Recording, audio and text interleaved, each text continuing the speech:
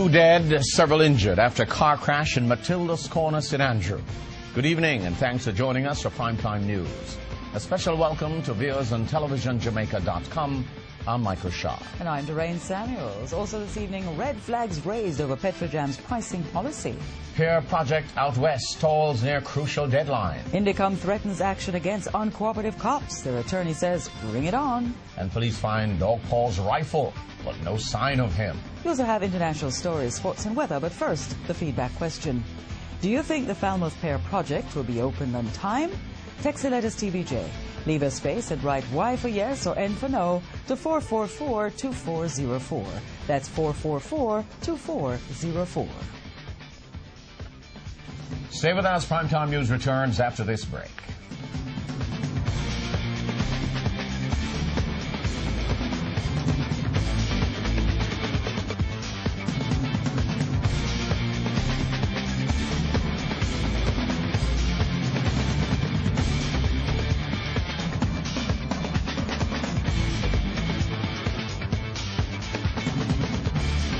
Welcome back to Primetime News. We begin this evening with a developing story. At least 2 people are thought dead, while several others have been rushed to hospital after a crash in Matilda's Corner, St. Andrew. The 2 were passengers in a motor car that was heading towards Liguanea when it crashed into a bus stop across from the Matilda's Corner police station. TVJ's Kirk Wright is on location. He joins us on the telephone with the latest. Kirk, how did this crash occur? All right. Let me correct something, Michael. The 2 persons who are dead, my understanding is that they were standing at the bus stop awaiting a bus when they were hit down by the vehicle. We're not sure if the driver is a male or female. I did ask Steve Brown that, but he wouldn't confirm. We also understand that 5 persons were taken to hospital for treatment. We're not sure of their condition. But at the moment, persons from the police traffic division, they are here processing the crime scene, people milling around. It appears that 2 persons are dead. They're lying on the sidewalk. They're covered with sheets. So we're actually, we heard that they are dead. You know, they appear to be dead. We can't pronounce them, but that's the case here now on Old Hope Road in front of the Matilda's Corner police station. Michael? Might I ask you this? Is the ill-fated motor vehicle still on that location? It's still on the scene. It's a Toyota, what appeared to be a Toyota Avalon. And it was heading in the direction of Liguanea when it ran into the bus stop where the 2 persons, where several persons were standing actually. Was this a taxi or something of that make? It appears to be a private motor vehicle. From all indications, I'm looking at it now and it's carrying a white plate. We're not sure if the persons are speculating that the driver was trying to beat the green light. We're not sure if police could not confirm that. At the moment, Steve Brown told me that their main interest now is to make sure that the people who are taken to hospital are taken care of and are safe and their family contacted. I suspect at that time of the afternoon, sometime shortly after 5, a lot of people would have been on the roadways. That's my understanding too. I understand that many persons were standing at the bus stop when the car came crashing. And, the persons from the traffic division, they're checking and I suppose trying to find out if it was the accident was due to a mechanical failure or if the driver was under the influence of alcohol. They're doing all kinds of tests now, Michael, to identify the cause of the crash. Well, thank you very much, Kirk Wright. Those who are just joining us want to let you know that 2 persons are dead as a result of a motor vehicle accident at the Matilda's Corner, just across from the police station, I understand. Thank you very much, Kirk Wright. Continuing the news, the state-owned oil refinery Petrojam has come in for strong criticism over how it prices petroleum in a special audit of its operations. The audit carried out by the US-based Centennial Group was done on the orders of Finance Minister Audley Shaw in 2009 after Petrojam released a $7.2 billion loss when it was projected to record $462 million in profit. However, as pump prices in Jamaica rise to record levels, the audit's concern over the pricing of petroleum makes for interesting reading at this time. Dashan Hendricks reports. The audit points to a lack of transparency and inefficiencies at the Petrojam refinery, which end up costing the public at the pumps and on their electricity bills. But the audit did not only highlight problems, it also made recommendations to correct them with a view to reducing the cost of petrol to Jamaican consumers. Among the recommendations, taking away Petrojam's ability to set the price of petroleum products. This was recommended after the audit found that the current pricing policy saw Petrojam netting $3.7 billion at the expense of consumers in late 2008, even as oil prices fell. The audit says that's because the various elements Petrojam uses to calculate the price of petrol are highly inflated, giving a hidden margin to the refinery. To correct that, the audit recommends changing the current pricing mechanism from the U.S. Gulf reference prices to a Caribbean pricing system. The audit notes that would reduce the price of petroleum to Jamaican consumers, since Caribbean posted prices are generally lower than U.S. Gulf prices. It was also pointed out that such a move would reduce the cost of oil used in electricity production. A call was even made for the company to be more efficient in pricing its products by reviewing prices more frequently and basing that review on accurate and actual costs. The Office of Utilities Regulation was recommended as an entity that could conduct the reviews.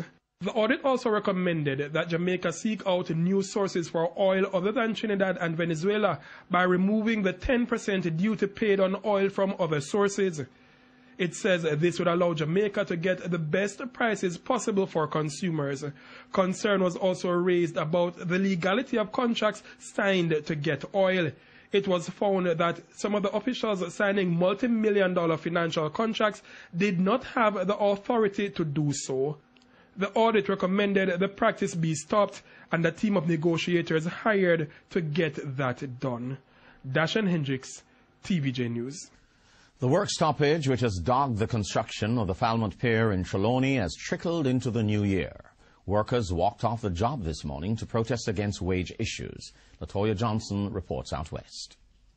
With the mere days to go before the pier welcomes its first cruise ship, the work stoppage could put that January 7 timeline in jeopardy. Walking off the job today, the workers said they are being grossly underpaid. They insisted that unnecessary deductions are also being made from their salaries. Right now, me personal, me underpaid. I'm a double tax. 6 months now, me there at work and I see him rate me there. And them say after 3 months, you could get a raise. I know me not entitled to a raise. And me's a carpenter. And right now, you have laborer get bigger salary than me. However, the project manager disputing the workers' claims. He says the deductions are warranted. In Jamaica, you have a tax deduction where you can earn free $444,168. That is divided into 26 portions. And since we have used the 26% when we paid out the pay at the 13th of December, people get the salary note the 30th of December and think they have paid too much tax. And it's really hard to explain to the workers. Mr. Olsen is also worried about the timely completion of the work for the first cruise ship arrival. So we have been speaking with the neighbors, and normally things like this take between 1 day to 2 weeks. That's the longest I've had situations like that. And we will have to see what the neighbors decide and hope that they understand. I maybe will have to bring in representative they trust, but it's very hard to find. In the meantime, he says every effort is being made to explain the situation to the workers. Latoya Johnson, TVJ News.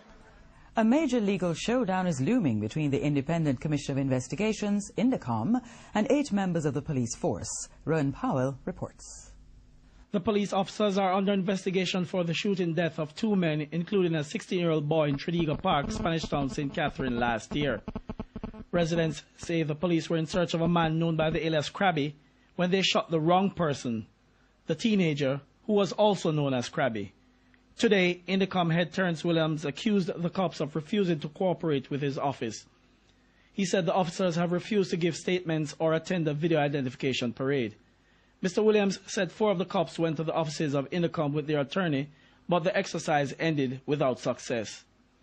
Mr. Williams said one of the officers, a woman, gave the Intercom investigators her name, then refused to answer any further questions on the advice of her attorney. We are not saying that this officer was the person who was responsible for the death, but we believe this officer was part of the party that was there and could give us information. We are, of course, trying to determine which officers or officer, the persons who are responsible for his death. So in that line, we were interviewing under Section 21. The officer refused to answer questions based upon what we believe to be a misunderstanding of the law. Mr. Williams said he will be seeking charges against the cops if they continue to refuse to cooperate. If they refuse to cooperate, it could be a charge under the section for fail to comply with a lawful request. But let us wait and see what they will do after they take full legal advice, because I would think that we have explained to them our legal view on the position, and I am confident that having considered the law, they will realize the correct position. But the attorney representing the police officers maintains that his clients will not be given any statements because they are being treated as suspects. Our position is still the same in relation to this matter. The police officers concerned are being advised that they need to attend an identification parade. For all intents and purposes, they are therefore suspects. Can't be anything else. And in those circumstances, the act, let me repeat, the very act concerned in this matter gives them the right to refuse to give any statement. They are not compellable in such circumstances, and that is the position, and we are not changing that situation. 16-year-old Derek Bolton and Rohan Dixon were shot dead by the police who were searching for the men behind the Tredegar Park St. Catherine killings in August last year. Rohan Powell, TVJ News. The National Environment and Planning Agency, NEPA, is taking steps to bring legal action against the National Water Commission, NWC, for its failure to heed an enforcement notice. On Friday, NEPA served the NWC with an enforcement notice to immediately cease the discharge of improperly treated effluent into the Kingston Harbour. NEPA, releasing pictures of the waste today, said the NWC has failed to comply with the enforcement notice. The pictures show effluent from a sewer main on North Street, Kingston, and where it ends in the Kingston Harbour. In light of the NWC's failure to comply, NEPA says it's taking steps to take the entity to court for breaches of the Wildlife Protection Act.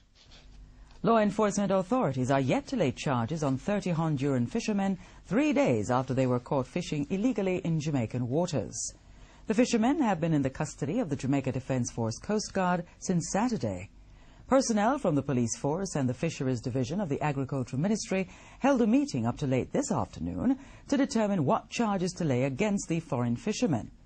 They were nabbed on Saturday night after the Jamaica Defence Force Coast Guard swooped down on 2 vessels which were said to have been southwest of the Pedro Keys since New Year's Eve.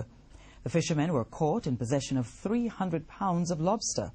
The 2 fishing vessels, named Cassandra and Sensation, have been grounded. Each vessel had 15 men aboard. The Hondurans have been ordered quarantined by the Health Ministry. The Hertfordshire police have seized an AK-47 rifle believed to belong to Christopher Dogpaw Linton. The gun was found during an operation carried out by a team from that station this morning. The team also found 10 rounds of ammunition. Superintendent in charge of the St. Andrews Central Division, Derek Knight, says the operation was part of efforts to nab Linton. We were not successful in achieving our goal in finding this gentleman or this man. Last year, we intend to intensify our activities into the new year, and against this background, we are happy with this find because we are removing one of the firearms from his arsenal. We are asking the law-abiding citizens out there to continue to support us, give us the information, and we will be relentless in trying to find Mr. Linton. Superintendent Knight is appealing to anyone with information on Linton's whereabouts to contact the nearest police station or call 119. He went on to say that anyone